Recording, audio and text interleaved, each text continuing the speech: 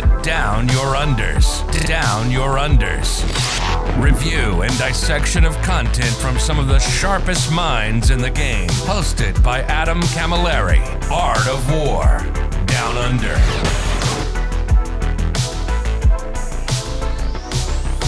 Hello, everybody, and welcome to this episode 191 of the Art of War Data podcast. My name, as always, is Adam Camilleri, and we've had a little bit of a change in our scheduled programming. We are still reviewing this brand new, very shiny, very auric, gold-laced, gold-plated Custodes Codex, but instead of having the wonderful Jack Harpster joining us, who unfortunately has been waylaid at a team event, we have the beautiful John Lennon joining us. Hello, mate.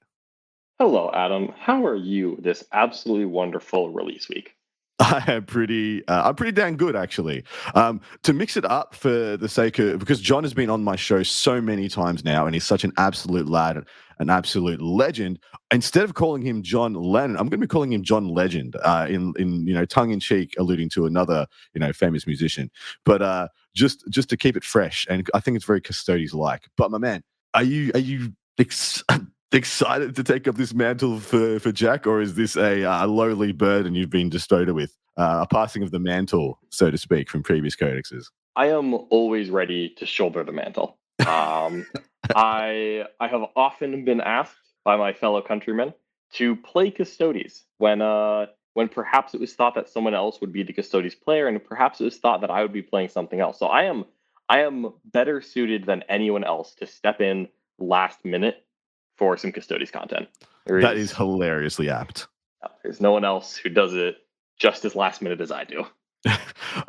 Two-part podcast is always on my show. Part two, we're going to be doing a Custodes Q&A from our patrons, talking about what we like, what we don't like, winners and losers, where we think the best builds are going to exist in the internal balance world of this codex, because there is a lot to unpack, and we're not going to sugarcoat a lot of it.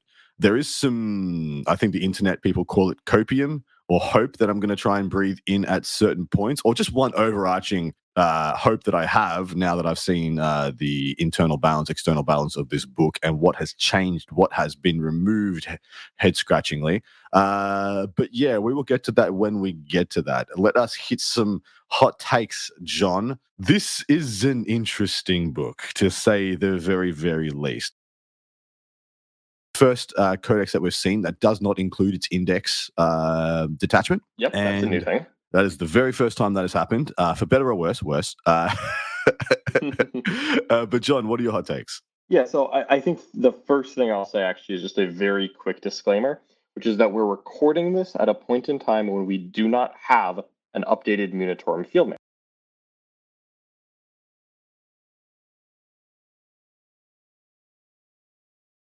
of its own, because someone else wrote the Munitorum field manual, not the person responsible for all these rules. However, at the moment, we're just kind of assuming it's going to be vaguely in line with the existing Munitorum field manual, the one that came out in January. So my first take is this is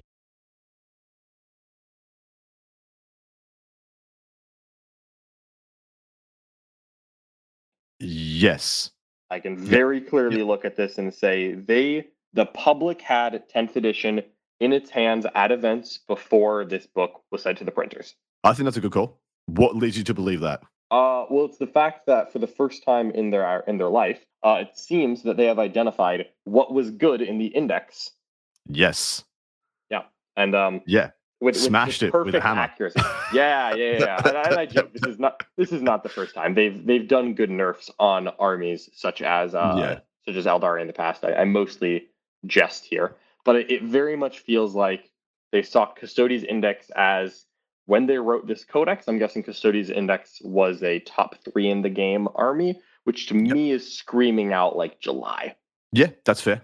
That makes sense to me as well. If I were to try to put a guess on this, an uneducated guess, but if I were to put an uneducated guess, I would hazard that someone saw this index win the GW Open in Tacoma right around the same time that Eldar was pants on head busted. And they said, well, if Eldar requires this much nerfing and Custodes can win our event by beating Eldar, then, because you may not remember this, but the Tacoma event in July was a top table of Custodes versus Custodes, where those two Custodes players who met at the top did beat several Eldar players on the way to the top. And so I just have a suspicion that maybe this codex was written right, or maybe finalized right after that, when they're like, dang, this is just as good as Eldar. Because there was like a week where you could make that argument. So the information that the clues that I have that allude to your case is the fact that they don't have 10 man units. They're 5-man units. So that would be in line with changes that they made in the first balanced data slate for the game. So somewhere between the release of the game and the first balanced data slate, these rules were decided upon and finalized. So, and that gives you a lot of insight into the power you are going to see therein, or lack thereof. And why do you think, for the first time, we've seen the indexed attachment deleted from the codex, like not make the transition to the codex? It has to be that they perceived the indexed attachment was too good, which I will say, I don't necessarily disagree with that. We can point out the Custodes that was online at that time and say, that was a Custodes codex that had a high win rate at a time when there were only like 3 armies higher than 45%. Yes, fair. And then you can also look at current Custodes, right now Custodes that are being played at events as we record this episode. And we can say, this is the second best army in the game according to win rate. Also the second best army in the game according to number of events won in this balance patch episode. And so you can very easily defend Custodes, as we know them, are too good and need a nerf. And it seemed that the Codex writers were thinking about that.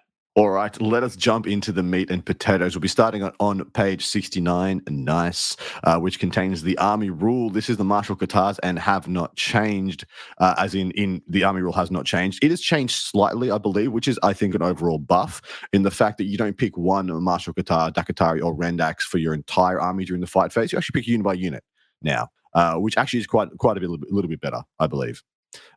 Despite that, I still think it's a medium of the pack army rule, if not a mediocre-ish army rule. Only ever take the entire army rule for Custodes only takes place in the fight phase, similar to a world eaters, etc. But when you get there, it's not too bad. A little bit of flexibility. You get either sustained hits or lethal hits. But John, what's your take? Well, I feel like we just have to mention that they lost the -1 to hit. Oh, true. Yes, that did get deleted. So I like that they gave the choices. I think that is much for the better. And I think that would have been fine on its own. Losing one of the stances was painful. And the fact that they lost the -1 to hit stance is the most painful one they could have lost. That's correct. Which, to me, this was not what needed to happen. And it is going to be a painful nerf. Because now the army, you were choosing between output buff, defense buff. And now you're choosing between 2 output buffs. And I'm like, that feels so bad. Like, why not choose between offense and defense? Yeah, it's very, very binary. I completely forgot that they deleted that. I had my notes already written down for the katars, and I'm just reading off the screen because I did this write-up a couple of weeks ago. And I actually wanted them, if they were going to keep katars, I'm of the opinion, by the way, katars should have been a detachment rule. And the A5+ against devs and mortal wounds should have been enshrined as the army-wide rule, and that should have just been it. And then katars should have been one of the detachment rules. But if they were going to keep it like that, why take away 1/3 of the rule and not replace it with something? It just feels bad. Yeah, in a world where it felt like the army rule has been untouchable for every codex, well, they removed the index attachment, so clearly they were willing to make changes. Yeah, I would agree. I think that they could have made the karate a detachment rule instead, kept the feel no pain preservation for everyone. But I also very much disagree with the one they pulled. Like, not only did they remove, because I think the sustained hits one is the best one, but the -1 to hit one is a very close second. It's not even about power to me. It's about choices. Because choosing between offense and defense at the beginning of the phase is an interesting choice. It is. It absolutely is. Choosing between sustained and lethal is purely a mathematical question. Yeah. Because you choose for each unit. So you just look at each unit and say mathematically which version of hitting someone harder is the best one, which means there's no longer a decision point. It's boring. It gets boring. The answer is clearly presented to you within 10 seconds of a calculator usage and some mental math. Or you can just memorize it and say, if I wound on 5s or more, I should take lethal. If I wound on 4s, it doesn't matter. If I wound on 3s or less, I take sustained. That's it. And there's no decision point at all. All right, moving on. The first of our attachments, Talons of the Emperor. And I think a lot of people predicted that we would get So two of the detachments in this codex of the four that they've given us, I believe are very predictable. There was going to be one that made Sisters and Custodes work. So Sisters of Silence work much more better and give synergies to each other. And I thought that was a cool idea. And there was a lot of design space and a lot of exciting things that they could do with that. They did do any of the things I thought they were going to do. They did something way more worse. And the other one being, of course, there was going to be a detachment purely for Sisters of Silence, which was probably going to be a very forgettable interaction. But Talons of the Emperor, revered companions. Athena's Anathema Psychana units from your army gain the following ability. Null Aegis Aura. While an Adeptus Custodes unit is within 6 of this unit, models in that unit have the Feel No Pain 5+ ability against psychic attacks and mortal wounds. All other Adeptus Custodes units from your army gain the following ability. While an Anathema Psychana unit is within 6 of this unit, each time a model in that unit, in that Anathema Psychana unit makes an attack, add 1 to the hit roll. So this is kind of the closest thing you have now to just the word that said 4-up Feel No Pain versus Mortals and Devs. You now have a terms and conditions 5-up. And as far as I can tell, that's the best you can get in the Codex now, which all of a sudden means the Codex is now extremely vulnerable to Mortals and Devs. But how do you feel about this detachment rule, mate? This detachment rule is aggressively fine. The buff to anathema units is essentially just for vigilators, because Correct. you can, witch seekers obviously don't need it. They carry flamethrowers. And adding 1 to the hit roll of your bolt guns is not the most inspiring thing in the world, so I don't really care about that. For me, I like that it includes psychic. I would, if this gets FAQ'd to include devastating wounds, I will call this a perfectly fine detachment rule. And bluntly, I was hoping that Talons was going to be the Sisters detachment. Yeah.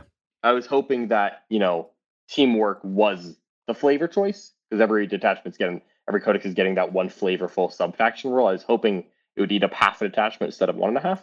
But I think this is a perfectly fine rule. The 5 of Feel No Pain against psychics and mortal wounds is cool. Sometimes it won't matter, but that's the case now. But then having it also against psychic, I think, is pretty good. It going down from a 4-up to a 5-up and being tethered to being near Sisters is annoying. Yeah.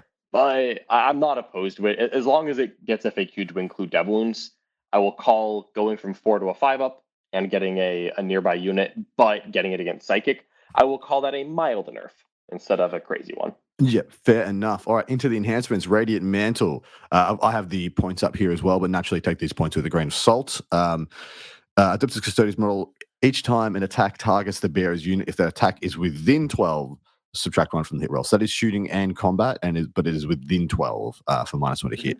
Not awful, not great, pretty medium in the pack. It's not going to help at all versus Guard and Tau and, Doomstalkers, but against Canoptic Wraiths, against other Custodes, it's actually kind of cute. I quite like this one. You can try to put it on in the unit that's rapid ingressing behind a wall and then charging into the lines. I think this is just a solid enhancement because it does include combat as well as shooting. And frankly, I would be willing to pay for an enhancement that was purely -1 to hit in combat for the Vera's unit, especially in the context of Kataz getting the old Castellan axe. Yeah. Right, Radiant Mantle, 30 points for that one, by the way. So up to you. Ooh, 30 is a little more than I would have preferred, so maybe not. All right. Take it away. Gift of Terran Artifice. Custodes model only. Each time the bearer makes a melee attack, add 1 to the wound roll. Very clean and simple melee weapon enhancement. Just +1 to wound. Actually, relatively good for Custodes because they exist. Their strength characteristic exists on a weird breakpoint. Strength 7 is very good and is one of the better breakpoints in the game. But Strength 7 +1 to wound is might as well be Strength 12, like Strength 13. Doesn't matter. So I don't mind that at all. And it will run you 15 points. That seems great. Champion of the Imperium. The range of the bearer's null, Adeptus Custodes model only. The range of the bearer's null, Aegis, or deadly unity ability is increased to 9 inches. So a little bit more freedom for your army rule. It will run you 25 points. I wish that was like more of a 10 or 15 pointer, but I don't love it. Yeah, getting that 9-inch aura on a Sisters of Silence character, because your Custodes character does not at all need this. But getting it on a Silence character could be useful, but again, 25 feels like that's going to be hard to have free. And then finally, we have the Aegis Projector. And once per turn, the first time a saving throw is failed for the bearer's unit, change the damage characteristic of that attack to 0. So it's a little bit of a defensive buff. It is the first one, which means your opponent can try to chew through it with AP 0, damage 1. I still think it's valuable because on Custodes, every single save matters, and it is a flip, not a reroll. So I'll still take it. That's still a point of damage getting saved. I agree. I think this is is probably one of the better ones. It's 20 points, and with the durability decrease that Custodes have gotten kind of across the board, this is just any enhancement that I see in this codex that is a durability increase to me is above value to an internal balance, because I feel like durability is going to be something that is actually of concern to Custodes players. So this is on my radar as one of the better options. 100%. Okay, hunt as one is the first of the stratagems. At the start of any movement phase, your movement phase, up to 2 Adeptus Custodes units from your army. At the end of the turn, your units are eligible to shoot and or declare a charge in a turn in which they fell back. I wish that was advanced. You can only select 2 units if one and only one of them is an Anathetus Arcanum unit, and they're within 6 of each other. So 1 CP for 1 unit from your army to shoot and or declare a charge a turn in which it fell back. If you just so happen to be playing as Sisters of Silence next to them, you can have 2. It's only 1 CP though. It's aggressively fine. I like having access to fallback and stuff because I found as a Custodes player that I got tied up slightly more than people would imagine. It just happened more than you would think. It doesn't happen all the time, but it happened more often than you'd expect. I like having access to this. It's a good support stratagem. It's good to have in the back half of the strategy of the detachment. I feel like it's more valuable for people, running up and tapping your Psychana units, your Sisters of Silence units, and having them fall back and do stuff. Yeah. I'll just fall back and get the hell out of there.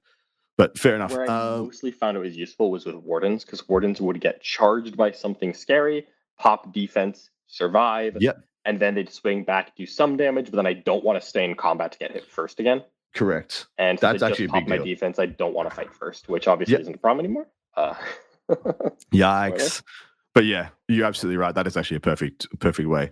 Next up. All right, Talons interlocked. In your shooting phase, up to 2 Custodes infantry units, but if you pick 2, one of them has to be Sisters of Silence. And until the end of the phase, your units can only target a selected enemy unit who is targeted by the stratagem. Each time model makes an attack, improve the strength and AP characteristic of that attack by 1. So basically, pick up to 2 Custodes infantry. One of them has to be Sisters if you do 2. Pick an enemy unit.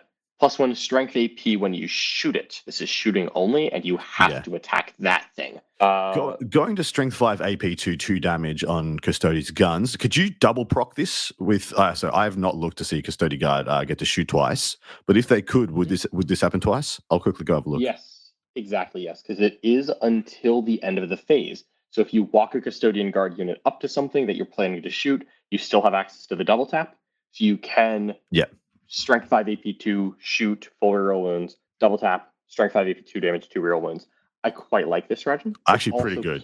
Can be used to make the Witch Seekers strength 5 AP1 ignore cover on those flamers instead of 4-0-1.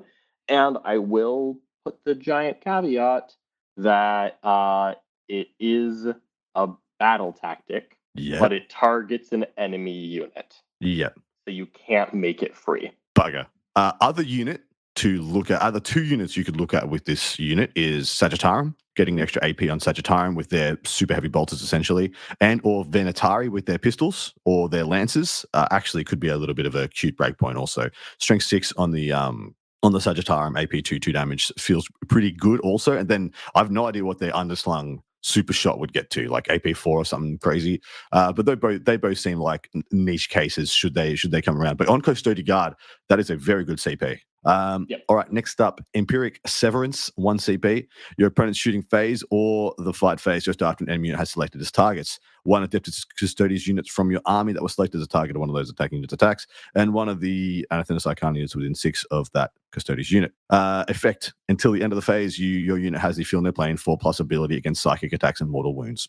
You will assume they will get the caveat added to be against devastating wounds also. Yeah. And I wouldn't assume that, but I would hope for it. Yes.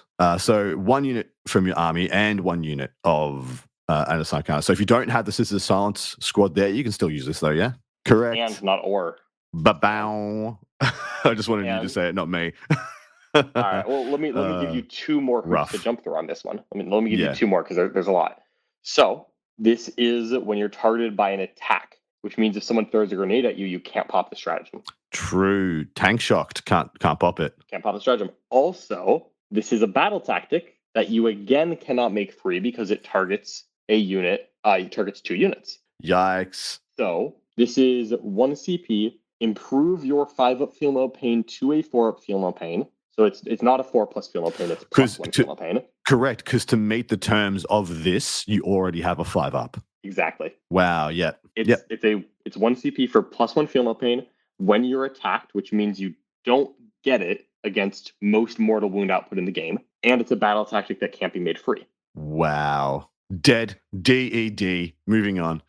It's a complete dud. It's only useful against a large psychic activation. This is used for when Magnus shoots you. Exactly. Magnus. Magnus shoots you, they might as well put that keyword in there. Yeah. All right. Next up. Emperor's Executioners. 2 CP, start of the fight phase. Up to 2 Custodes units, same limits as before. Only one of them can be gold. Basically, all of the 2 unit ones. If it's up to 2, you pick 1 silver, 1 gold, or you pick just 1. But anyways, until the end of the phase, each time a model in your unit targets an enemy unit that is below its starting strength, add 1 to the wound roll.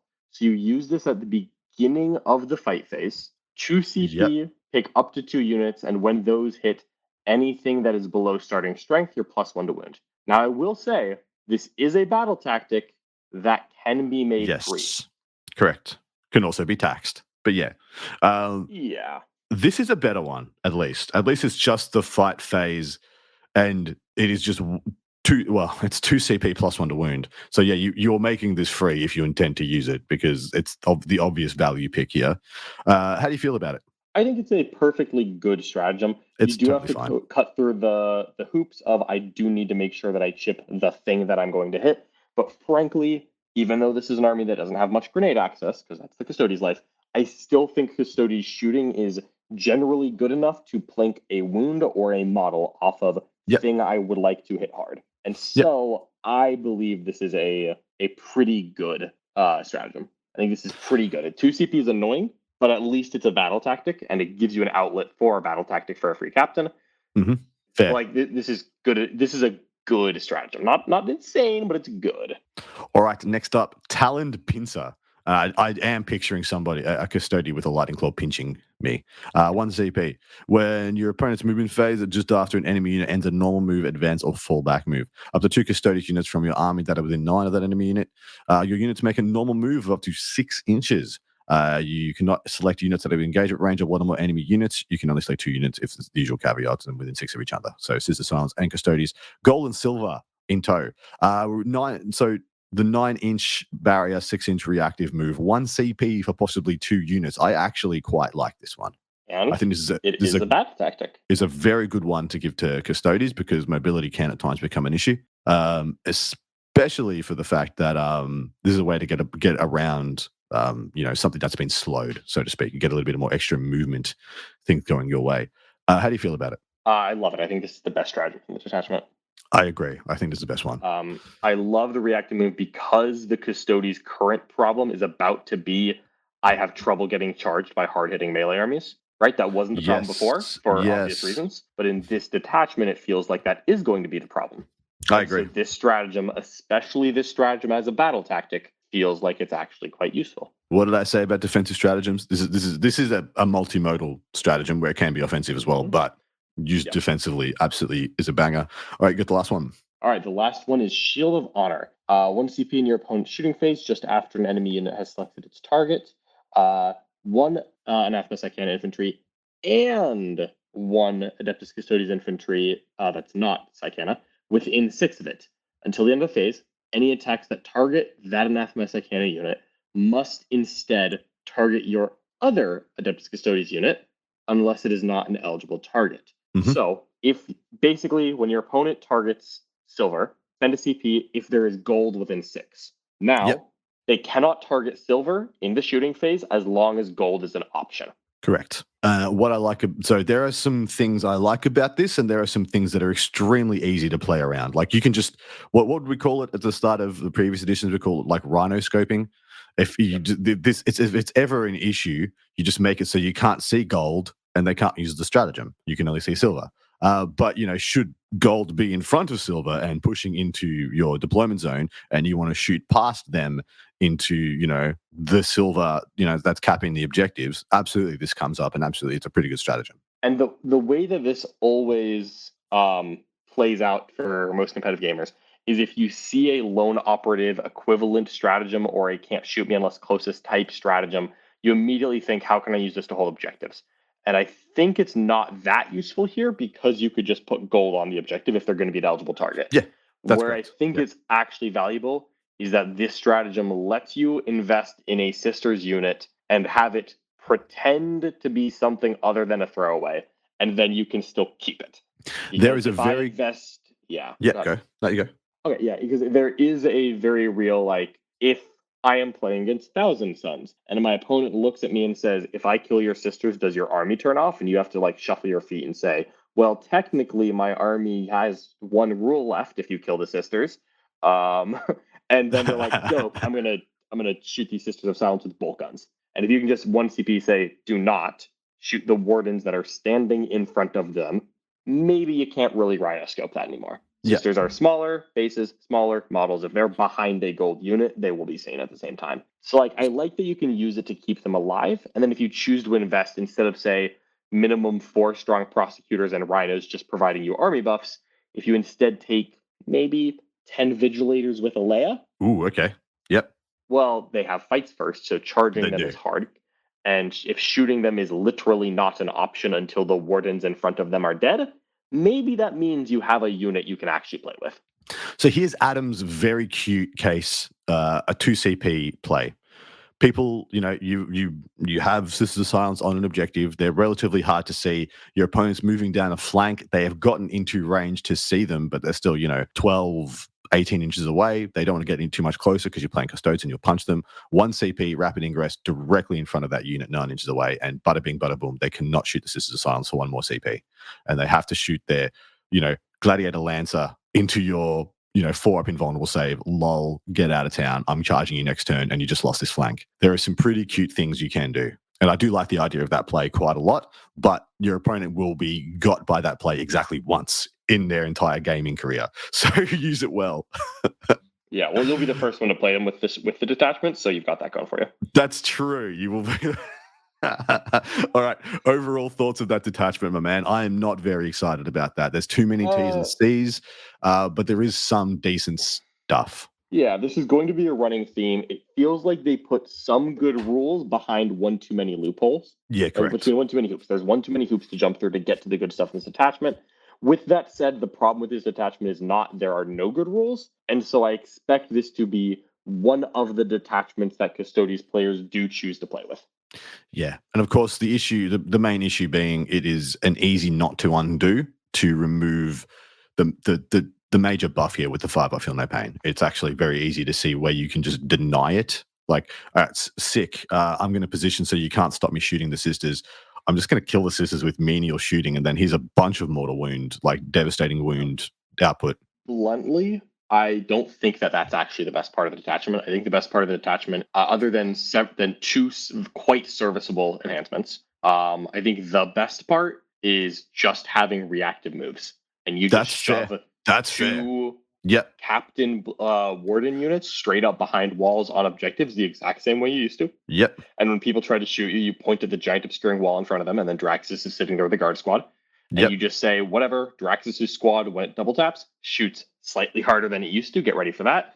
And oh, by the way, when you try to push up onto me with melee units, it will now, instead of just not working because you're dead, it will be a hard charge to make. And if you pass the charge, then I'm screwed. Yep.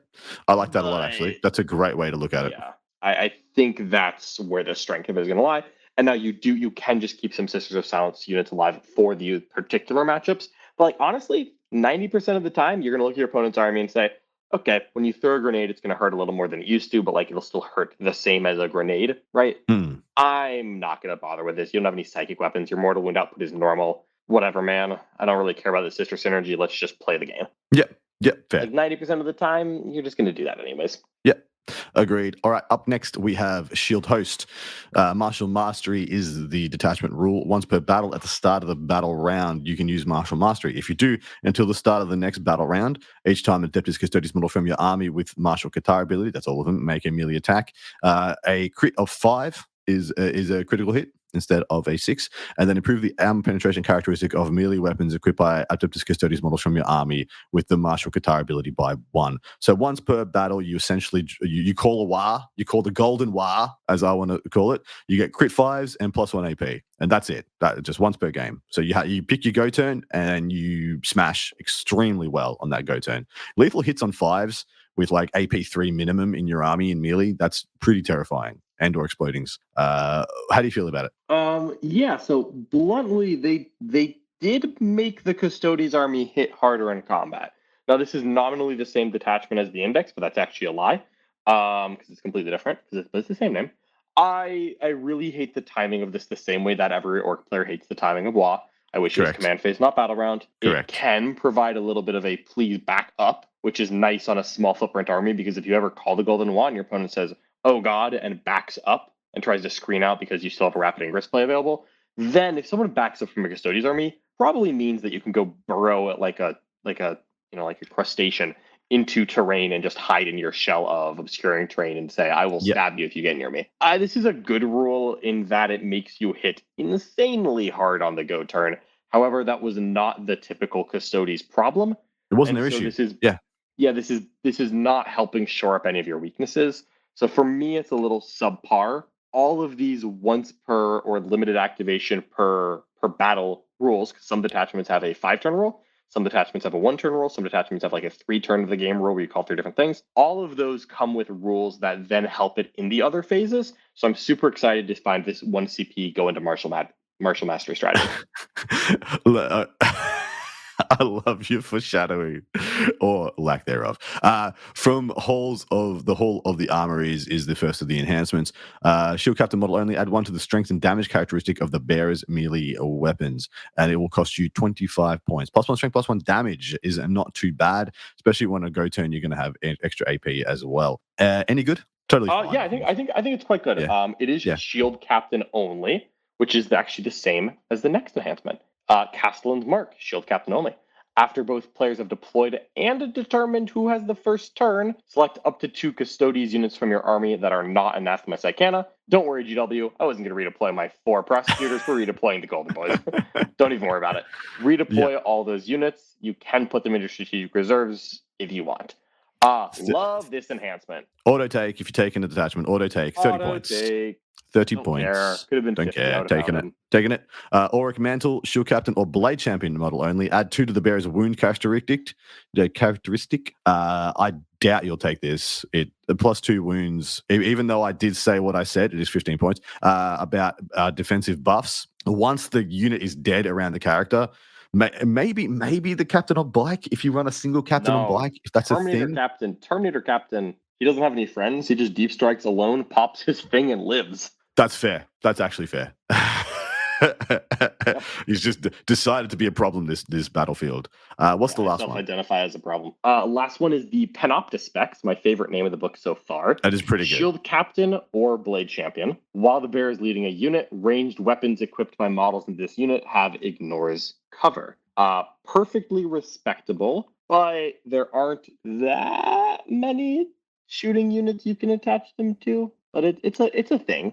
Again, 5 Sagittarium would love this, but I'm not sure you can attach anything to Sagittarium, right? A Shield Captain can join Sagittarium. That's fair. Yeah, that's not awful. If the points are correct. Well, this entire book. Okay, I'm selling you. It's copium time. All right, everyone sit down. Everyone get ready. Okay. This book is bad. We know it's bad. Why would they do this to us? Why would they why would they massacre our boys? So as many have been. That's the line a lot have been throwing out. What if, guys? What if GW has had so much trouble balancing Custodes because they're innately good? So what if the idea is to give them bad rules so they can lower the points?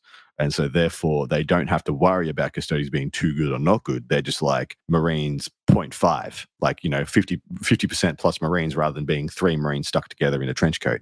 What if? And then secretly, in addition, they get to sell you more models because you have to use more models in your army. What if that's the grand design? That is my copium of the day, or whatever the Redditors call it. Take it as you will. Very much tongue in cheek, also.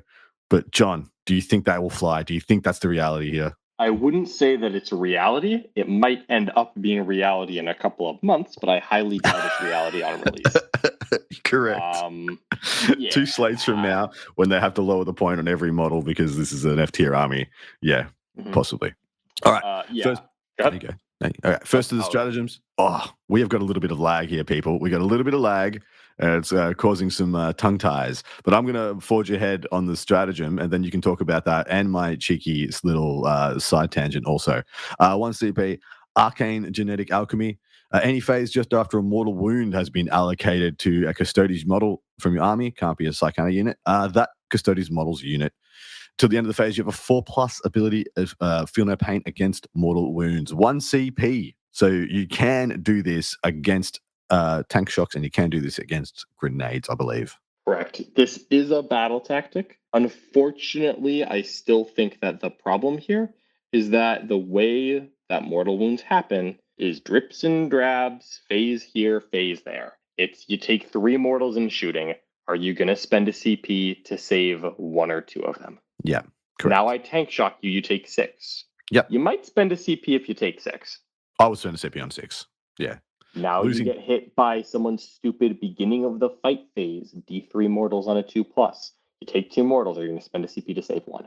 No, you're not. Maybe a good tank shock.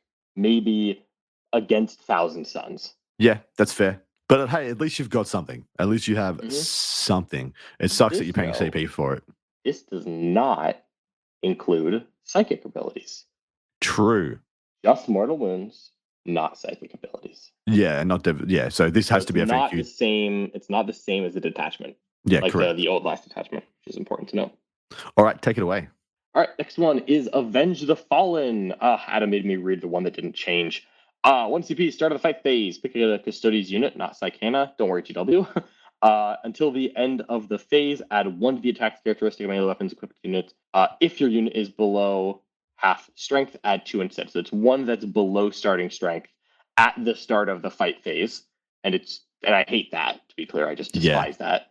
Because it means it's only really being used offensively. However, talking to Jack, the one that you thought you would get from Art of War today, he and I went down memory lane. We tried to think, how many times did we use this stratagem with the Custodes Index? Because this one was in the Custodes Index.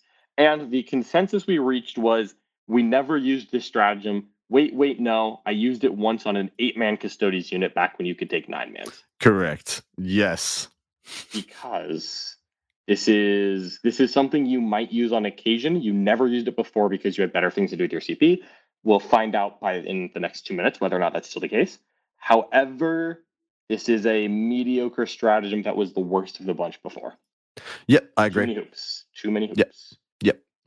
All right, Unwavering Sentinels, 1 CP. It's the fight phase just after an enemy unit has selected its targets. 1 Custodes infantry unit from your army, not Sister Silence, that is within range of an objective marker you control and was selected as a target of the attacks. And then you get -1 to hit. So if you control an objective, if you're holding down the objective and then you're getting charged, by world eaters, you can have 1 CP and -1 to hit. Don't mind it. Totally fine. Wish you had the guitar as well. Yeah, selling you your stuff back after they stole it from you feels bad. That is wrong. That is dirty. But it's one of those things where you're going to use it sometimes because sometimes you need to use a defensive ability. It sucks that you have to. I will note, by the way, that the only battle tactic of the detachment was the 4-up Feel No Pain against mortal wounds one.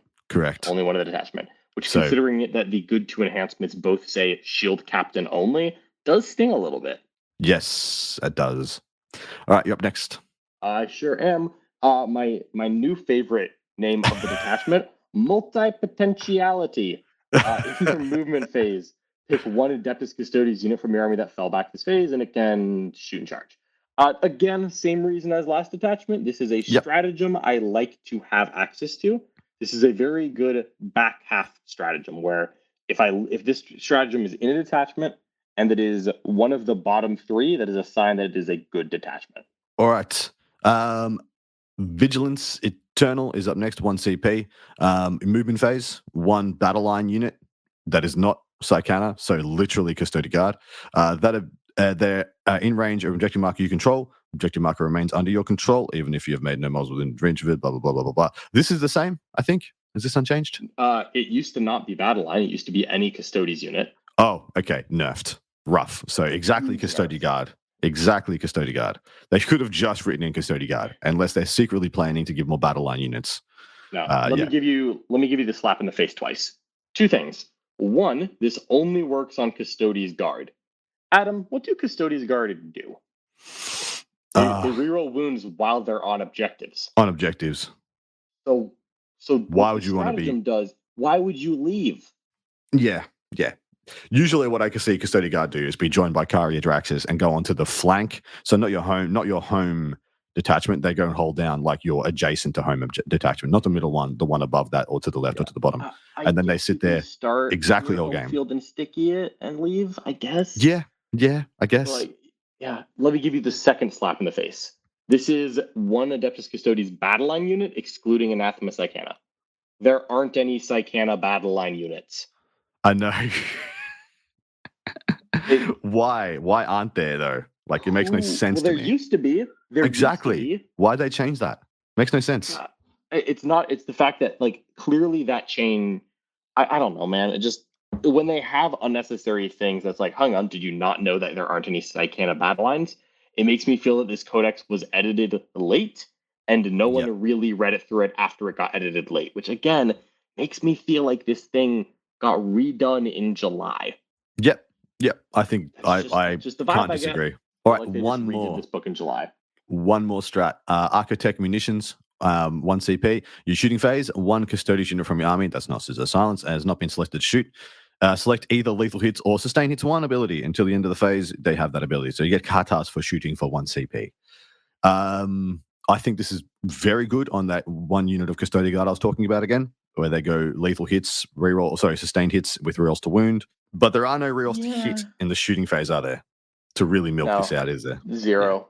Yeah. Like, I mean, like at most, like, because you could take like 5 shield guard and a captain, and then you get 12 shots, and then you double tap. And so on the double tap turn, you can spend a CP to get 4 extra hits.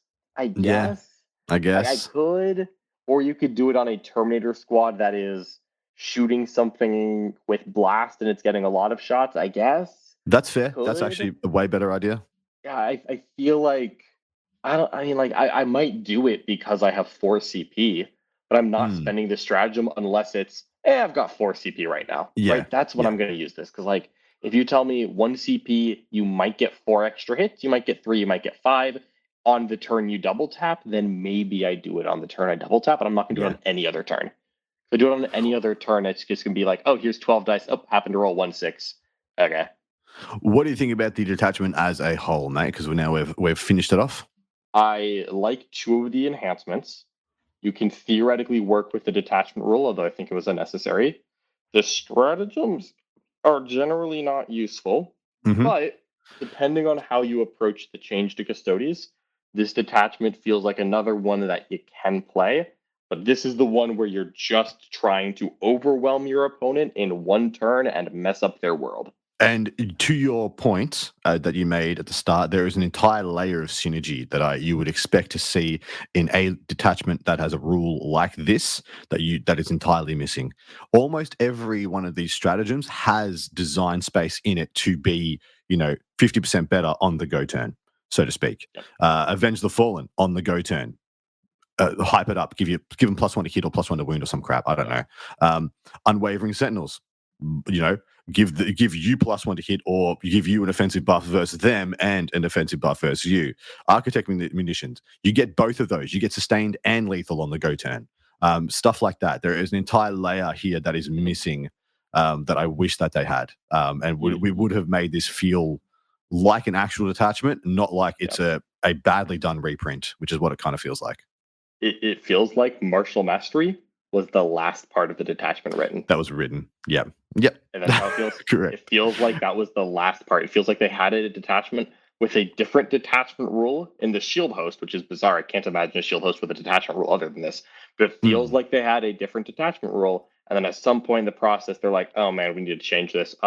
Put in something new. And they did not look at anything else after they did it. Because yeah, if you make one of these enhancements, one battle round, call martial mastery for your character's unit only. If you have one CP command phase, martial mastery for the turn. If you have critical 5s in shooting during martial mastery for your sustained 5, that would be cool, right? Like, but like martial mastery doesn't synergize with the stratagem that gives you katas, even though martial mastery synergizes with katas because it's They missed a whole level to this. This is the Null Maiden Vigil. The detachment rule is Creeping Dread. It's an aura. In the battle shock step of your opponent's command phase, if an enemy unit that is either a Psychic unit or below its starting strength is within 12 of one or more Anathis Arcana models from your army, that enemy unit must take a battle shock test. If that unit is below half strength, it must subtract 1 from the battle shock test, which reads to me like they have Harbingers of Dread from Chaos Knights. And designers note, this means that all enemy Psychic units within range of this aura ability and all enemy units within range of the aura ability that have lost 1 or more models must take a battle shock test.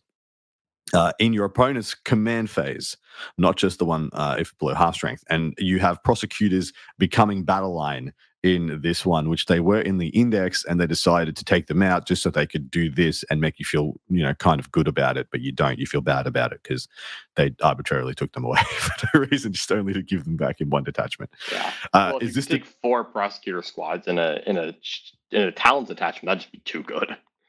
Oh, obviously, man. Oh, outrageous. Jeez. Wow. Well, hold the phone. S tier incoming. How do you feel about Creeping Dread, the aura here? It's very funny. Fair. Enough said, mate. You did it. All right. Give us the first enhancement. I'll give you the points. Absolutely. Raptor Blade. Anathemis Arcana model only. Add one of the attack, strength, damage of the bearer's melee weapons. While bears within engagement range of 1 or more enemy Psyker units that are battle shocked. Add 2 to the attack, strength, and damage of the bearer's weapons instead. What's the points, Adam? Just tell me that. Only 5, mate. So you actually will take this. It is literally 5 points. You will take it.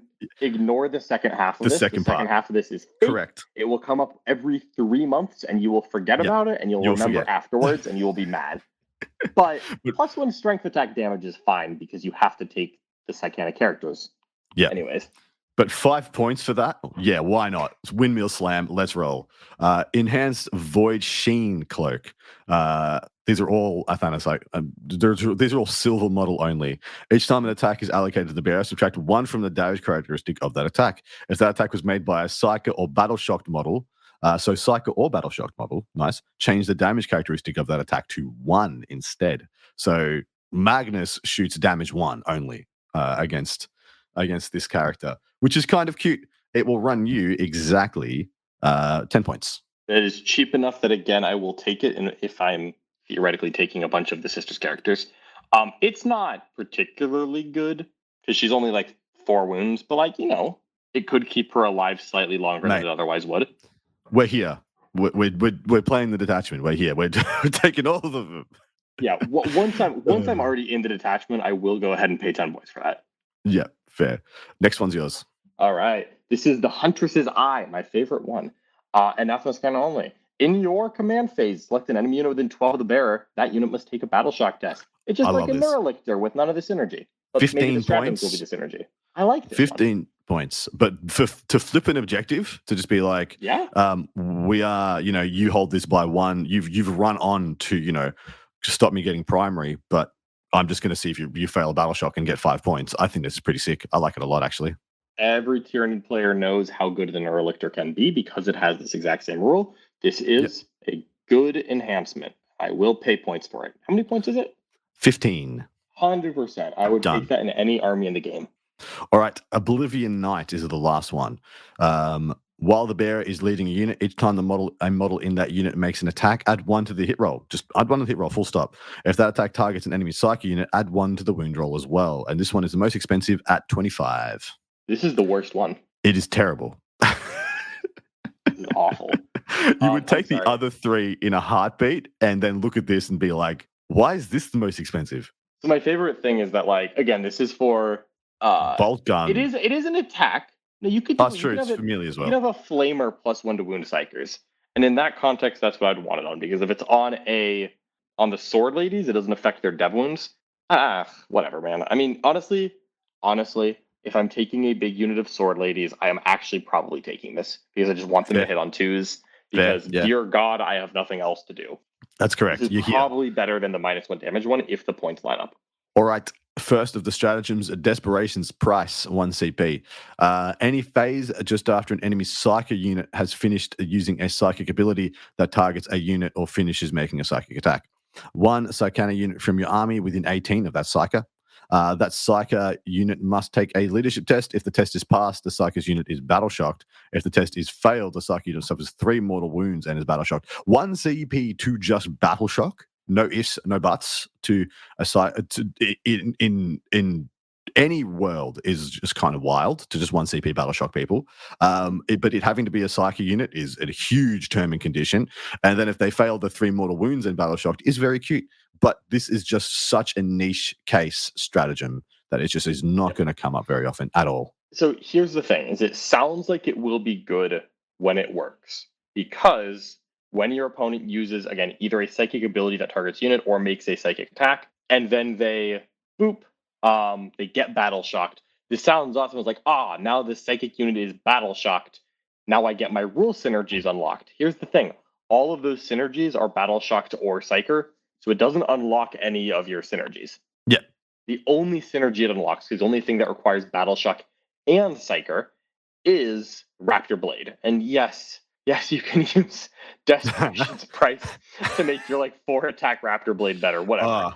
It's on, baby. It's on. It doesn't get any of your synergy going because all of your synergy is battle shocked or psyker, and they're already meeting the prerequisites if you can use a stratagem. This is, again, the nombo is insane. It's a nombo. Yeah. It's a nombo. With that said, occasionally your opponent is going to put a psychic unit on an objective, try to score, tempting extend target. battle lines, tempting target, and then get battle shocked, or they moved onto an objective to try to contest it, and then they also didn't kill you somehow because they're a psyker and you have a Philippine against psychers, and then I guess, I don't know, man. I guess. What are we doing?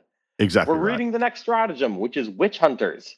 1 CP battle tactic. Ooh, we've got 3 battle tactics in this detachment. However, you can't make any of them free because the shield captain can't use any of these stratagems. So cool. So your shooting phase or the 5 phase, you can select either lethal or sustained hits. But you can only target psyker units with Yes. This was almost okay. This was almost good until the last line, because you get Katars. It's 1 CP to get Katars. Yeah. Then it says you can only use it. You can only attack specifically because, units. Of course, if you run this detachment, Sisters units don't have Katars in their data sheets. You don't get an army roll, only the detachment roll for running a Sisters Silence army. Now, I will note that the best part of this detachment, by the way, is that there is no limit telling you that you can't take gold units. Correct. Go nuts. That's the best part. You just this is you don't need this in shooting because you're shooting either bolt guns or flamers that auto hit, and you don't. You could go sustained 1 in combat with a Vigilator unit that is hitting a Psyker. And you know what? You're going to have so many CP saved up that when you finally hit that scenario, you will spend it. And you're saying that because they do dev wounds. So lethal hits is nombo with the dev wounds, which is the main reason and the main mode of doing damage. If you can hit a Psyker to unlock this, you don't want lethal. You only want the sustained. Yeah, you only want the sustained. All right. Anathema Blade Mastery, 1 CP. In the fight phase, Vigilators from your army that have not been selected to fight this phase, this is the Swordy Sisters. Until the end of the phase, each time a model in your unit makes a melee attack, if you can reroll the hit roll. Just blanket, you can just reroll the hit roll for 1 CP. If you target, if the target of that attack is battle shocked or a psyker, you can reroll the wound roll as well. So you can not use Desperation's price to proc this because it's the wrong timing. Never mind. Yeah. Well, it's because Desperation's price doesn't matter because you reroll hits against, or you get wounds against battle shocked or psyker. So if they're a psyker that could be hit by Desperation's price, you don't need to battle shock. You're already reeling to wound. 1 CP for rerolls to hit is cute enough already that you are just fine with this CP. That's probably the best CP we've come across so far. I think 1 CP reroll hits is the best stratagem so far.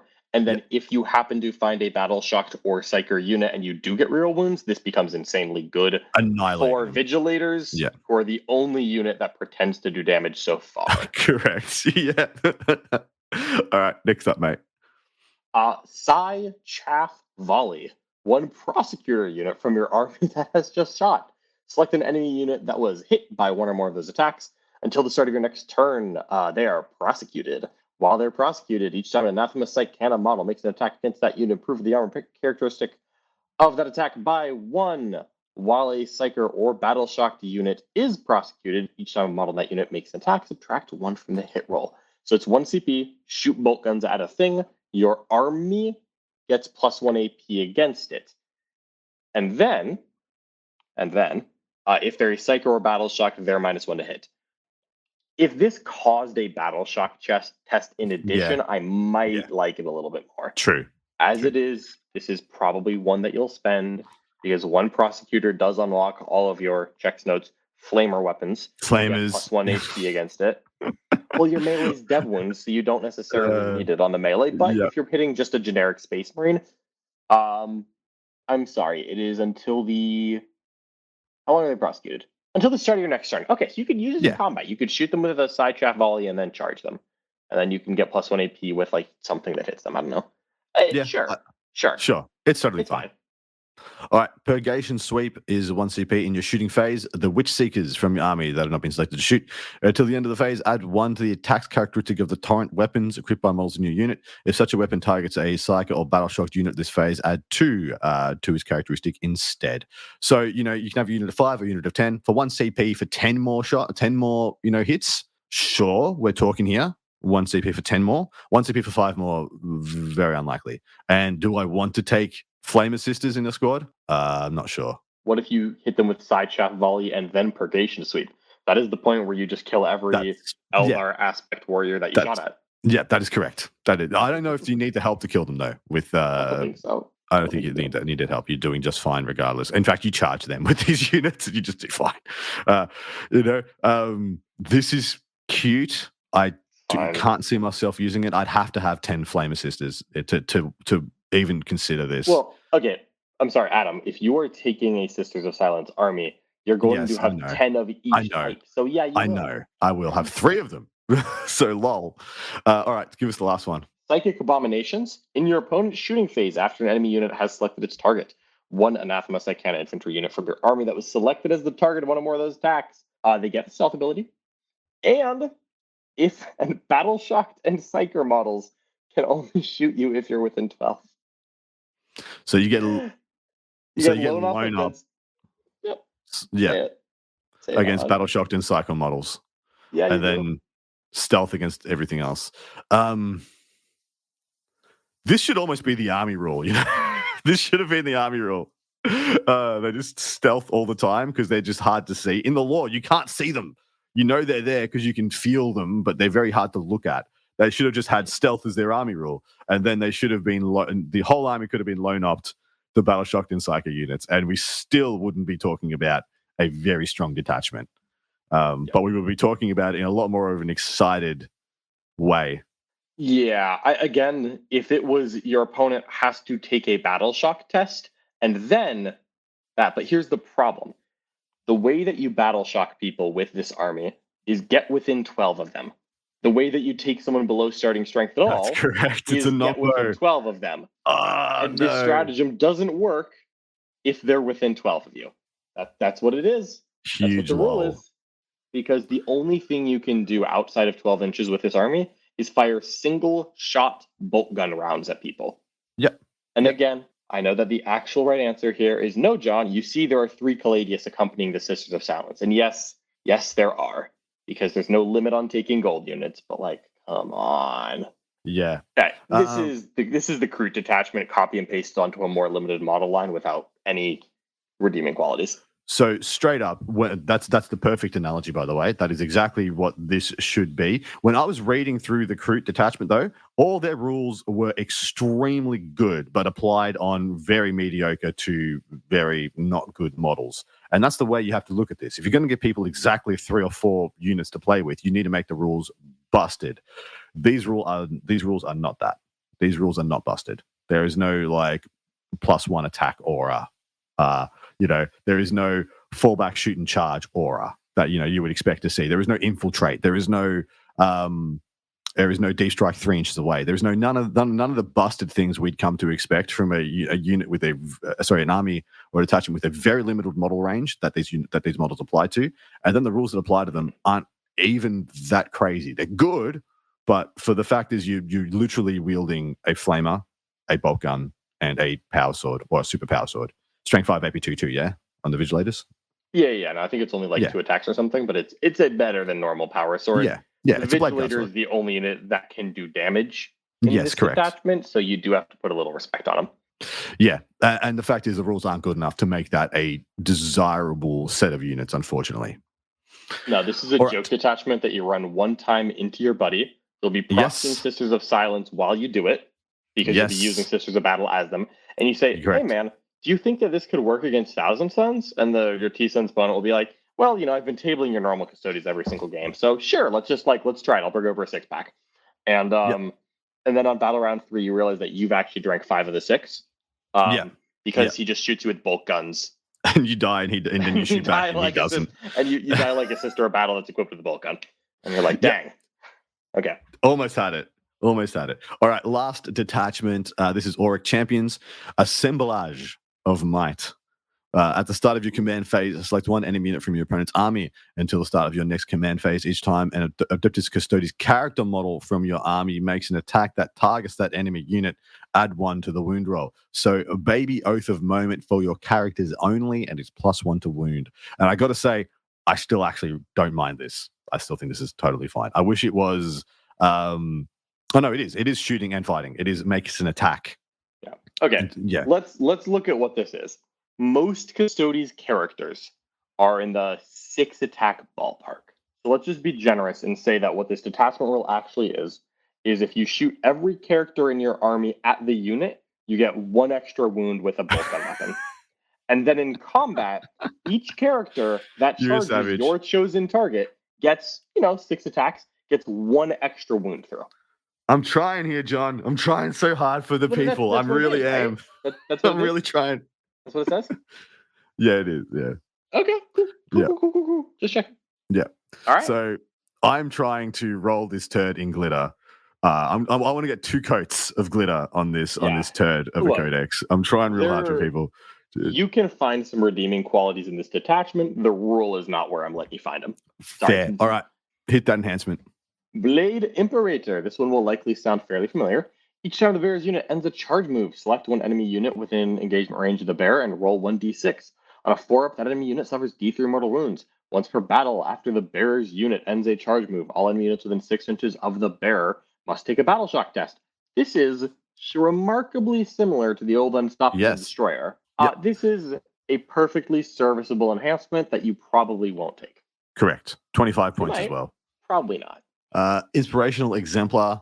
The bearer has a leadership characteristic of 5+. Once per battle at the start of any phase, you can select one friendly Adeptus Custodes unit that is battle shocked and unbattle shock them. This will run you 10 points. And if you have 10 points left at the end of your list, slap it in there. Who cares? Yeah, I think this is a good enhancement. The more we get random battle shock rules in the game, the mildly better this gets. 10 points is cool. It is not necessary. If you got 10 points, though, you're not mad that this is where to go. Yep, fair. All right, let me hit you with the next one. The next one is Veiled Blade. Add 2 to the attack's characteristic of the bear's melee weapons. Once per battle at the start of any command phase, triple the bear's objective control characteristic until the end of the turn. That is perfectly fine. It's a good combat enhancement. Yep, very good. 25 points, totally fair. Last one, a Martial Philosopher. The bearer's unit is eligible to shoot and or declare a charge in a turn in which it fell back. Once per battle, when an enemy unit ends a normal advance or fallback move within 9, you get a reactive 6-inch move. And this is to 30 points, and to me, it's the auto take. Yep, you will pay those points. Yep, it's just too good. Too good.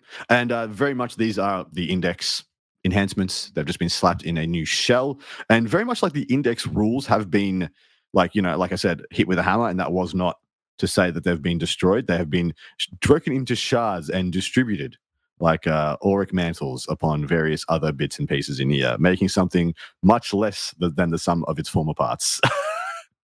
But take us away with the first stratagem, brother. All right, the first stratagem is Slayer of Champions. For 1 command point, epic deed, one Adeptus Custodes character unit that has just destroyed the unit you selected at the start of your command phase as the target of your Assemblage of Might ability. You then get to select a new enemy unit for your Assemblage of Might, and if it was a whatever it's called, if it was a character that was destroyed with the first Assemblage of Might, then you get a CP. So 1 CP after you kill your chosen target with a character unit. Yep. Not model, character unit. Then 1 CP, pick a second one. So it makes it free. Yeah, it makes it free. So asterisk, it does eat up your CP regen for the battle round. Oh, true. Yep. But it does make it not cost you anything. It offsets. Yep. Yeah. So until you got the CP back, I was like, literally, what is the point? Because the start of my command phase, I pick my target, and if I'm a good custody boy, I'm going to go smash that target that turn, most likely. And so, why do I want to have this active in your turn unless you have a huge, Angron that's about to bear down on me, and I want to have a bit more punchy into him? You have to use it any time, so you could do it immediately. Like I could charge a Rhino, have +1 to wound Trajan punted into the atmosphere, and then immediately switch to the next Rhino and have like a Blade Champion and Shield Captain start chopping on it. Oh, that's true. That is true. Yep. The timing is quite good. The timing is very good. Yeah. I think this is a very good stratagem that is gatekept by a very bad rule. Fair. That is yeah, correct. Superhuman reserves 2 CP, so it's better be freaking good. Any phase just after an Adeptus Custodes Warlord model from your army has used an ability on its data sheet or from an enhancement that says it can only be used once per battle. That Adeptus Custodes Warlord model is the target, and it can use their once per battle ability an additional time during the battle, but not in this same phase. You cannot use this stratagem more than once per battle. This is an epic deed. Unfortunately, it would have been sick to make this free if it was a battle tactic. But using the once per battle abilities, which one of those do you think this finds a home for, if any? This could be on any of them from the Martial Philosopher enhancement, which gives you the reactive move a second time. This could be the Advance in Charge from a Blade Champion. This could be from Trajan's little doohickey. However, this is Warlord only, which means you are calling your shot in list design which guy you think has the rule worth repeating. If this was, and it is once per game, Warlord only. So I would love this a lot more if it was once a game on a character. Man, why couldn't I have the +2 wound shield captain with 9 wounds, and then all incoming damage is damage 1 for like half the game? Let's just make Trajan have a 2-up invuln in 2 fight phases. Correct. I do think it's either Trajan or the Blade Champ for my the advance and charge twice per game is pretty sick, but Trajan would be the other home. Yeah, that's where genuinely might do it on a captain anyways, because I'm just gonna try to. It's not the bike captain, buddy.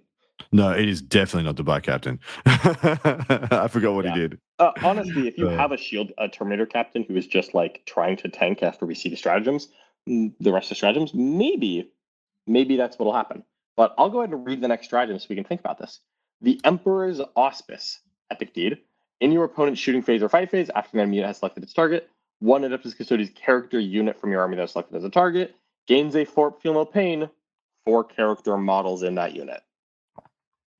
Just the characters get the 4 Feel No Pain. Yeah, it's 1 CP Fort Feel No Pain for a character model, which means in a unit of bodyguards guarding a character, this is essentially useless. And in a character without any friends, this is actually semi-useful. Yeah, I agree. Yeah. If they kill you down to perfectly the character, like the character isn't half dead or something of that nature, I think this is totally usable. But it's a very niche case. The other niche case would be somebody who comes in with mass precision, but that's going to...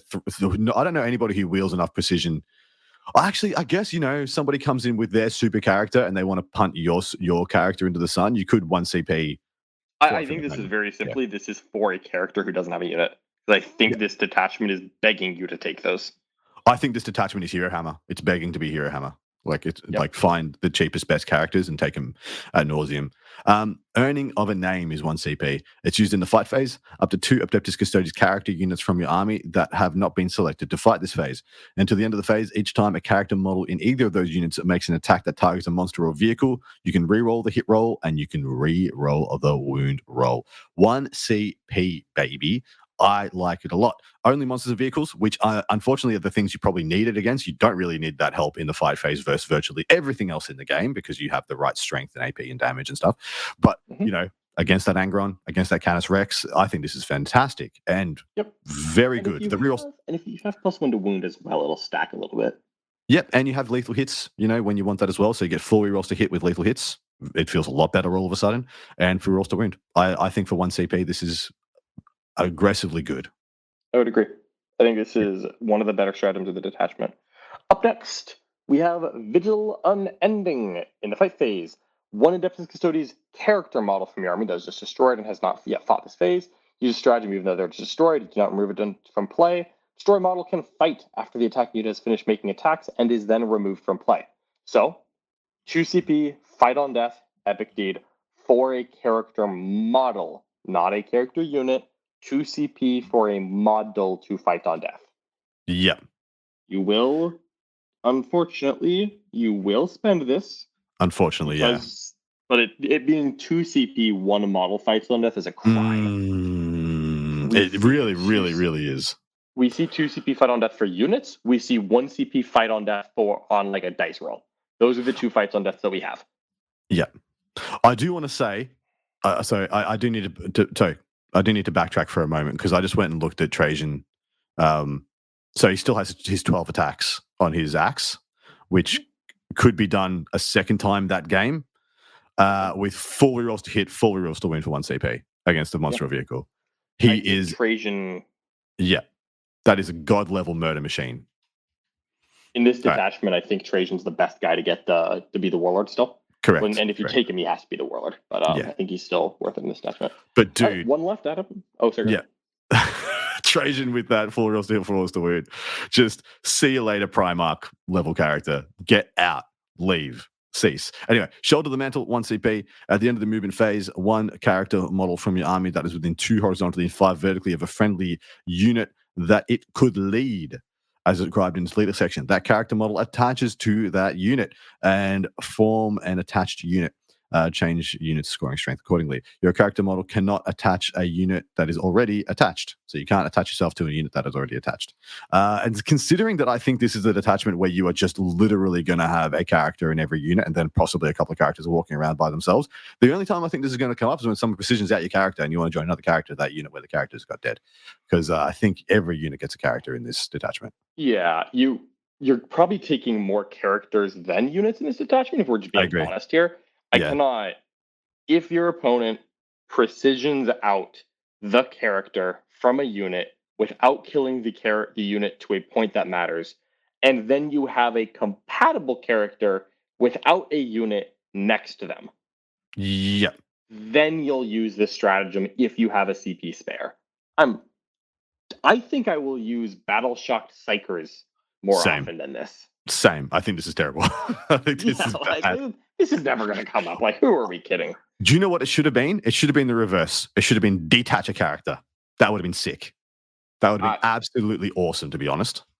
Yeah. Yeah, if it was like... You know what else would have been cool? 1 CP, the last model in the unit becomes character. Oh, yeah. Lone wolf. Unleash the Lions. Yeah. There's a lot missing.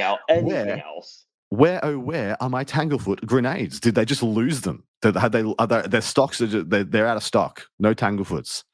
No Tanglefoot grenades. No, they used them all. You greedy Custodes players in 8th and 9th edition used the entire Imperium stock of Tanglefoot grenades. They're all gone, and you get no more. You know what hurts me the most? They could have made it an enhancement that gives you the grenade keyword, and that would be a top half enhancement for this book. It would be good. My God, the fact that there's like grenade launchers, ballistic grenade launchers on the Terminators, and they don't have the grenade keyword. It's because the grenade keyword is not to be found in this codex. It's 0. It's not here. It's Gone. 0. And All the fact is, you that's all usually the rules. that's all the rules, baby. So detachment wise, naturally it's not the null maiden one. But how do you feel about the 3 golden boy detachments? The Talons, the Shield Host, and or the Auric Champions. I genuinely think all 3 of them are in competition with each other, only because none of them are a standout strong. Correct. All of them have just enough juice that I'm going to concede, okay, if I am a diehard Custodes player, I should play games with these. Maybe Hero Hammer works against a non-mortal wound output army because it's hard to engage one-man units behind walls, and if they engage one, you do get to pop for a Feel of Pain, and it's like, maybe you didn't die. Like, honestly, man, if you're just talking about a character with a Fort Feel of Pain, a Custodes captain just like 2 wardens strapped together, right? Like a 6 wound character with a Fort Feel No Pain and a Fort Bend Bulb. That is tough. But we, as a game, have found a way to kill 2 wardens before. That's all it is. Yes. Yep. Maybe on the the Terminator Shield Captain, who we have alluded to a lot, and we'll have to talk about very soon when we review the datasheets. Maybe he is just genuinely tough. Like, that's it for the character detachment. Maybe you can spam characters and scam them by popping Trajan's Ghost Super twice a game, and they fail to kill Trajan, and so he actually gets to activate a second time. Like, I'm not excited. Oh, I'm sorry. You know what? I do have to complain more about the character detachment or champions, right? Oh, you know where I'm going with this. Good. You know exactly where this is going. You know exactly where this is going. So the detachment that is telling you to take all characters. The 4 unnamed character options for Custodes are Blade Champion, Captain, Big Captain, and Bite Captain. So you would assume you're going to end up with a decent number of characters, and especially a decent number of captains. None of these are battle tactics. Correct. There's no freebies. Epic deeds. Well, it's characters, baby. They're epic. This book was written sometime in July or early August after Custodes won US Open Tacoma and before they wrote the battle tactic part of the September FAQ. Hilarious. Yeah, almost has to be. We've nailed it. We've got them trapped, guys. I don't know which one I like better. The reactive move stratagem out of Talons of the Emperor is very good. The redeploy from Shield Host, Castellan's Mark, is very good. And then having your characters reroll to hit, reroll to wound against monsters and vehicles, the thing you actually struggle to kill, is very good. And those are the 3 things I'm weighing up as which is better, because I feel like they're the 3 best things in each respective detachment. Unless I've missed something in there or I've forgotten some stuff, because I did glaze over a little bit. I'm not going to lie. Yeah. Like I said, we are really rolling this turd for 2 coats and huffing the copium. I am leaning Shield Host as my favorite. Talons of the Emperor has some genuine appeal because I like the idea of running 10 Vigilators with Alea for fights first, making them unshootable and having them also provide my defensive buffs. And that's then just have like some rhinos or something. I don't care about that part. Like that's a cool idea. But let me just, I'm sorry, I'm going back. I'm going to lean into the stratagem complaint. There are 24 stratagems in this codex. I like maybe 5. Sure. Yeah. 3 of them are battle tactics that can be made free. Yeah. 3 of them. 3. Wow. What a miss. Just as an internal synergy, just as a baseline internal synergy, what a miss.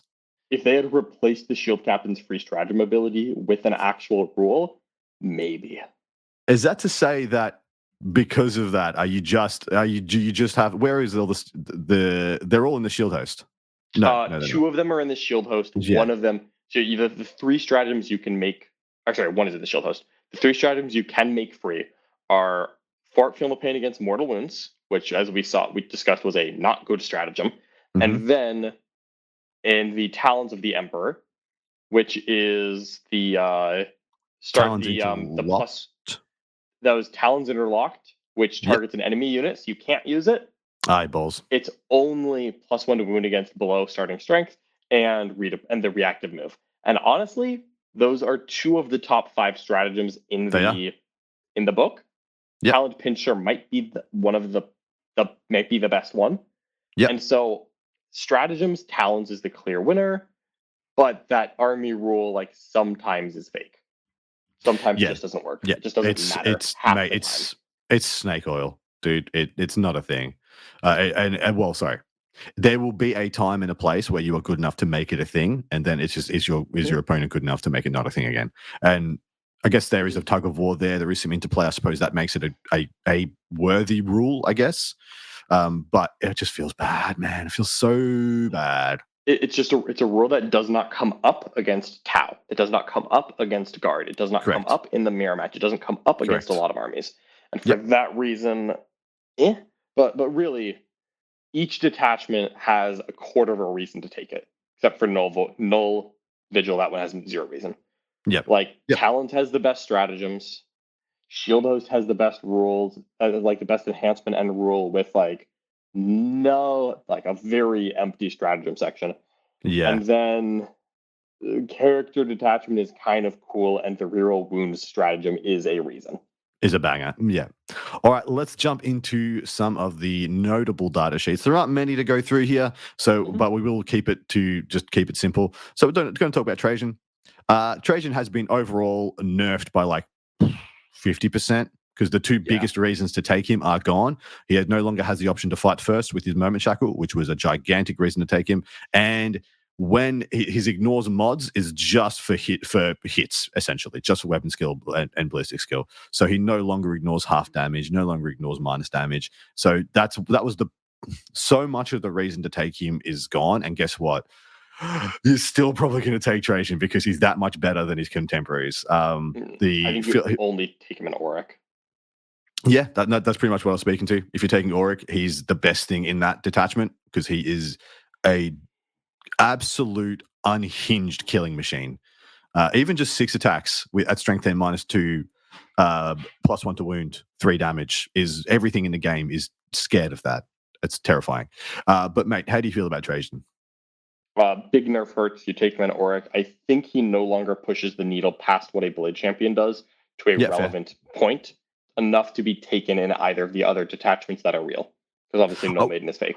I would like to say the Blade Champ benefits from the hit rolls to wound with his devastating wounds 3 damage one very nicely. That lets him kill monsters and vehicles so much more efficiently. And that strength 6 really likes the +1 to wound in the Auric detachment. Really does. That, I mean, essentially, as long as you're picking, you're just going to pick that one. You're just picking that one because strength 6 no longer has a downside of +1 to wound.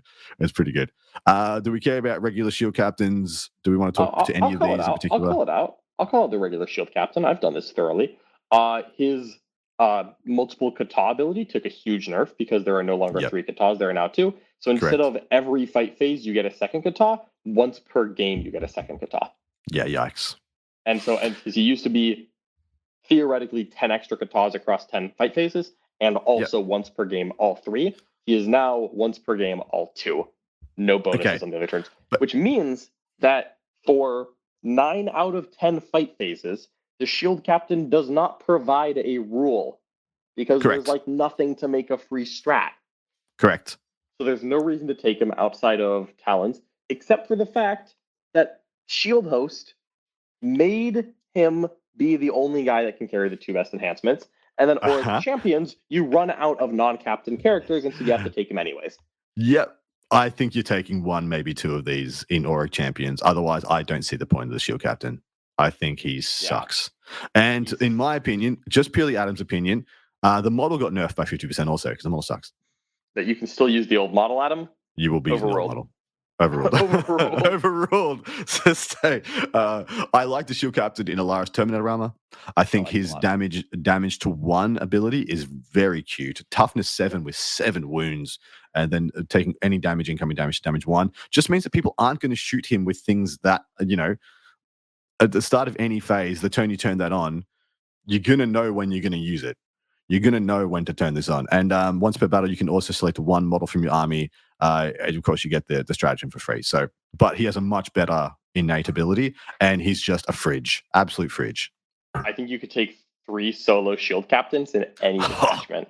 I think you could. I think you could just take a solo shield captain and just slam him into most of the detachments in this book, and I wouldn't be sad about it. I like it in a shield host because he can carry the enhancements that you need to put on one of the shield captains, and he's the best one. Yep.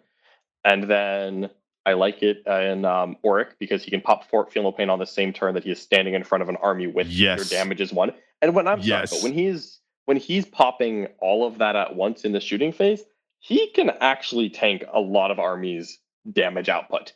He really got to hope they don't throw a grenade at you before you pop that stratagem, but whatever, man. Just a grenade plus Rhino. See ya. Dead. Anyway, the Blade Champ is still, I think, my favorite character. No guns, but who cares? And he takes can get slammed into most detachments as your ubiquitous character, and you're pretty happy about it. Yep. Still has your advance in charge, and still rerolls 2 advances, rerolls to charges. No, he doesn't reroll advances. No charges. Why? And he also lost his free heroic intervention. I never used that. That never came I used that so often. You would ingress him behind people and then say, yeah, charge me 3 units in. I won a game in WTC off of that move. Wow. You're a hero. You're a real John Legend. Got him. So small nerfs to the Blade Champion, still the best character. Knight Captain got small nerfs that I don't even care about because you didn't take him before and you probably don't take him now. Why never to advance? I don't get that. I do not get that. Why they would change that. Right. Valerian lost his reroll to a hit wound save every phase. He lost that. And instead, he is still Armor of Contempt, which means you still might take him because, dear God, you could not buy defense in this book. So when you find it, you got to buy it. Yes. Yep, I agree. A little bit better in combat. 7 attacks over the regular 6 on a shield captain with 1 better strength, 1 better AP. So legitimately better in combat. And with the 4 rolls to hit and wound, he's quite legit. I think you still take him because the regular shield captain is so terrible now. That's exactly right. I was about to say. And the biggest reason you want to take him is because the shield captain is horrific. Knight Centura, how are we feeling about here and Alea? Tell us about both, mate. Let's give you the quick asterisk on all Sisters of Silence units. Correct. Their 3-up Feel No Pain against psychic weapons has been improved to 3-up against psychic wounds and mortal wounds. Okay, that's cute. That is very useful because otherwise a grenade could just kill your unit. Whole unit, yes, correct. You could just use a unit. Anyways, the Knight Centura is not very useful, the same as before, with the caveat that she does carry enhancements for Sisters of Silence units. Other than that, she is just like swinging the Vigilator Great Blade with 1 extra attack and weapon skill, which is not particularly impressive. And she gives you +2 to move and charge rolls, which means she actually does help deliver Vigilator units a fair bit. Meaning, if you are playing a detachment that tells you, please take Vigilators, then you will begrudgingly say, all right, I might as well put a Centura with my Vigilators, and you'll move on to your life. Yeah, fair. Yeah, if you've made that concession, you might as well. Alea has the only fights first in the Codex. She is also swinging a slightly better Vigilator Greatsword, except hers is much better because it is 4 attacks and damage 3. Other than that, she gives a +1 to hit when her unit is slightly wounded and a +1 to wound when they are super wounded, which does not synergize with the various ways that you can get +1 to hit already in the Sister Silence attachment, but no one cares about that because you're not taking it. They did nerf all of these Great Blades by making them Anti-Psyker 5+ instead of Anti-Psyker 4+, because that might have been a little bit too good, I think. I think if they had kept the Anti-Psyker 4+ of their only melee unit, I feel like maybe Sisters are broken. Yeah, okay. So I'm glad that they had the foresight to really take that one out behind the woodshed. Fair. Looking at the Golden Boys units, I can't really see anything that's changed. Custodian Guard, Wardens, Terminators, and Venatari all look the same to me. Yeah. What are you seeing there? Alaris got a very small change to their data sheet, which is that when you pull them up, they no longer redeploy the next turn. They go into strategic reserves. Yep. Because they have Deep Strike, this is strictly a buff, albeit a small one. Because you can still use them the same way as before, where you go up and then you immediately come down.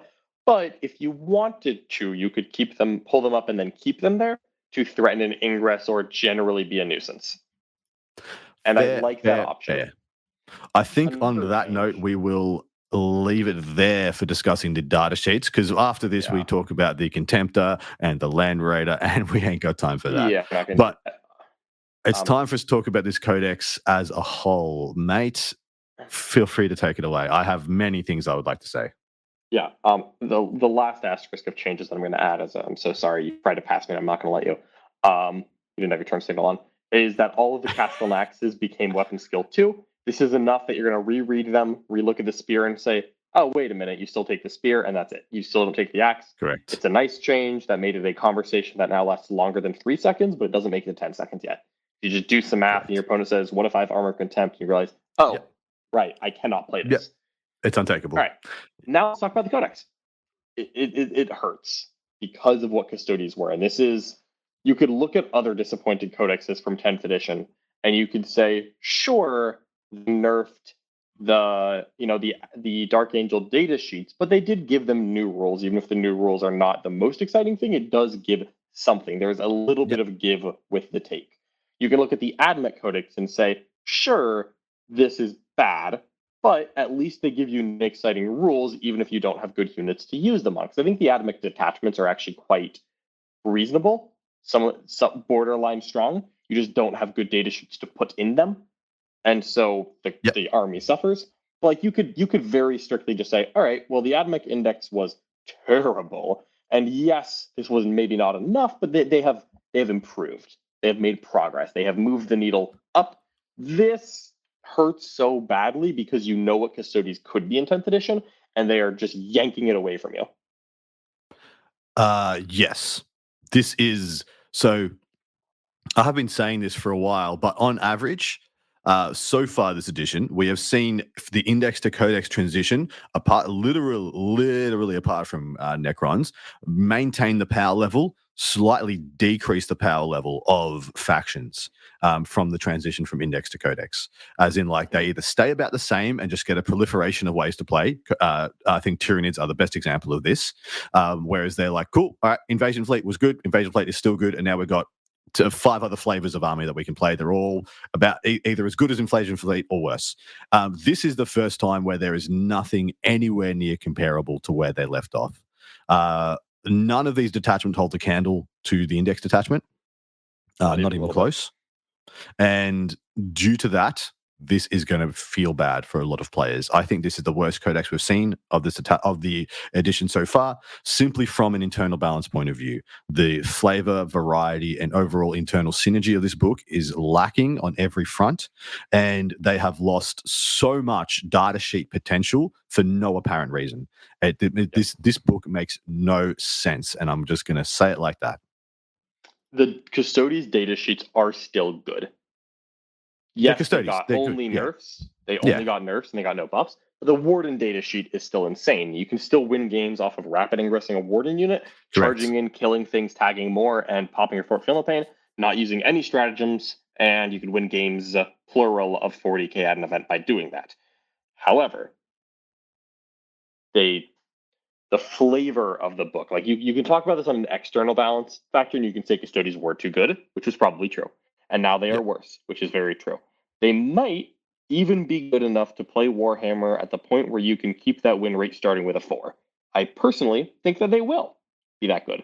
Good enough to start the win rate with a 4. We'll find out how they land along that later. But is this book fun to play? Does this book make me want to play Custodes? Does this book make Custodes feel the way I imagine them when I play them? Because frankly, 10th edition has done a very good job up to this point of capturing that feel of like, oh, what should a Tyranid army play like? It should be scary to play against Tyranids. And you know what? It is. It's not necessarily as powerful as I'd like, but at least you capture the, like, it is scary and your dudes are scared when you fight Tyranids. Yep. Space Marines are elite. Orcs are rambunctious fun and they believe that they're better than you. Necrons are unkillable. This does what not. Then what are Custodes? Like what does this book tell you Custodes are? Doesn't tell you anything. So from an internal balance, there's way too many hoops to jump through. Some of the rules are so trash garbage that you don't even acknowledge them, like the null made vision, which is a travesty. Yeah. All right. Out of 10, we're going to close this one out, and hopefully you guys aren't left with the too sour a taste in your mouth. But out of 10, how happy are you as a Custodes player with this book? And yeah, this is going to be rough. 2? That's generous. Oh, but I'm going with a 2 as well. It could have been worse. It could have been worse. There's I don't know how it could have been. It could have been. Every of the 3 detachments that are real, all 3 of them have at least one thing that I look at and say, I would like to put this on the table at least once. I Yep. would like to try out 3 Aloris Terminator captains by themselves, no friends, in Character Mania. I would like to try a 10-strong Vigilator with Alea in Talons that is otherwise buffing a standard Custodes army. And, I would like to try Rapid Ingressing Venatari on the go turn in Shield Host. Yeah, fair. That's totally fair. So you have 2 things. You have a couple of things you'd like to do. That's a 3 out of 10, sir.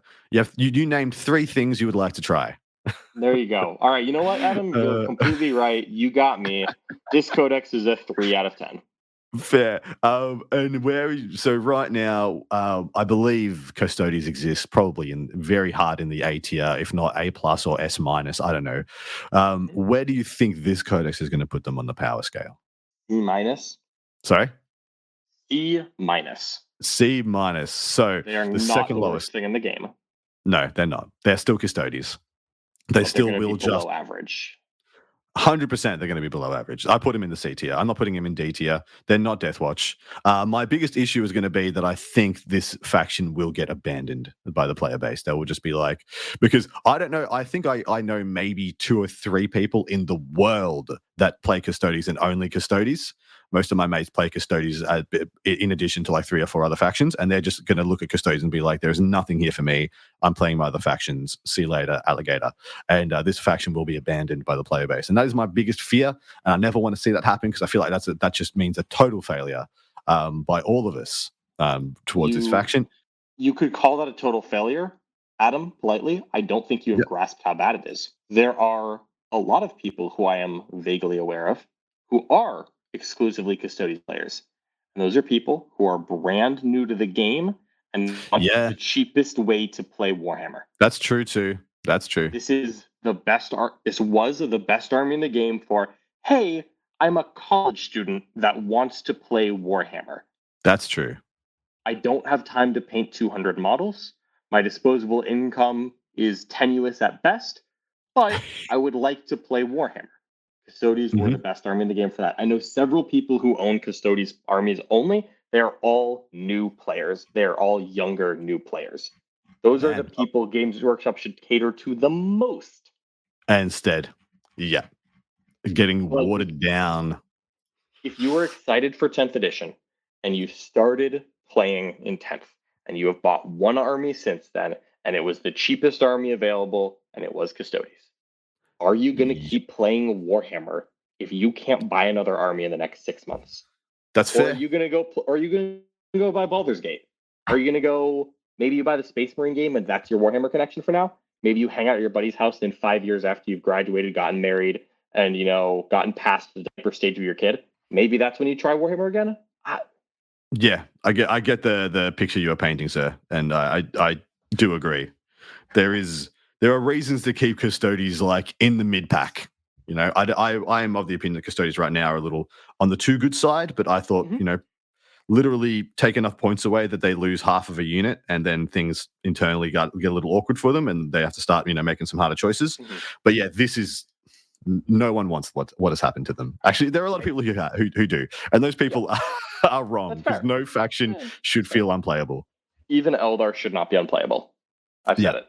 This is what should have happened to Eldar, by the way. This is bullshit. It's bullshit. This is what should have happened to Eldar. They got light touched. They got baby touched once again, and CSM and Custodes get yeeted. They get yeeted into the sun. We know it is. Anyway, though, all right, it's time. We're done. No more Custodes talk. The great thing that happens now is that I chose to do the Custodes first to get the negativity out of the way and talk about, because I'm of the opinion we got given the worst Codex of the edition and the best Codex of the edition in the same week. The next 2 weeks of this show will be Orcs Codex reviews. I'm going to do 2 weeks because it is that deep, it is that ridiculous, and it is that magnificent. Possibly problematic. In fact, almost certainly, definitely problematic. Very problematic. It's so good. They've got like 2 S tier detachments, and the rest of them are A tier. There's no bad anything in the Orc book. I will not be part of the Orc review, but I do want to call my shot. Do it. I believe that Orcs are like it's like a 3-alarm fire, right? We're giving them Yeah. tiers. Orcs are a 3 nerf book. I don't know when it will start, but once we get a point where orcs receive a nerf from Games Workshop, I believe they will receive nerfs in the next 3 consecutive balance patches. I think they're going to get nerfs for a year. Like, is that what you're saying? Yeah, three consecutive balance patches. I think orcs are going to get some kind of nerf. Yeah, it's going to be ridiculous. But I will say, when orcs are a problem, the game is good. Every time except for Speed Freaks, with the exception of the buggies. Yeah. Apart from that, in every edition of the game that I've played and orcs have been top tier, the game has been good. The game has been fun and the game has been joy. So let us hope this is no different. And on that note, my man, we are going to close this one out. Thank you very much for stepping in to Jack's big shiny shoes. I'll see if I can get Jack on for next week's orc review. If not, I'll grab the most befitting orc specialist that I can, and we'll see how we go. But thank you so much for jumping on again, my man, and taking up this heavy burden, shouldering this legendary mantle, and polishing this turd. Appreciate it, mate. Yeah. Thank you for listening to Art of War Down Under, a content review podcast for Warhammer 40K, hosted by Adam Camilleri, produced by Seamus Ronan. Enjoyed the show? Want your lists reviewed and the content you heard put into practice? Sign up to our Patreon and connect with us online or on Facebook. Just search for Art of War Down Under. Signing out from tomorrow.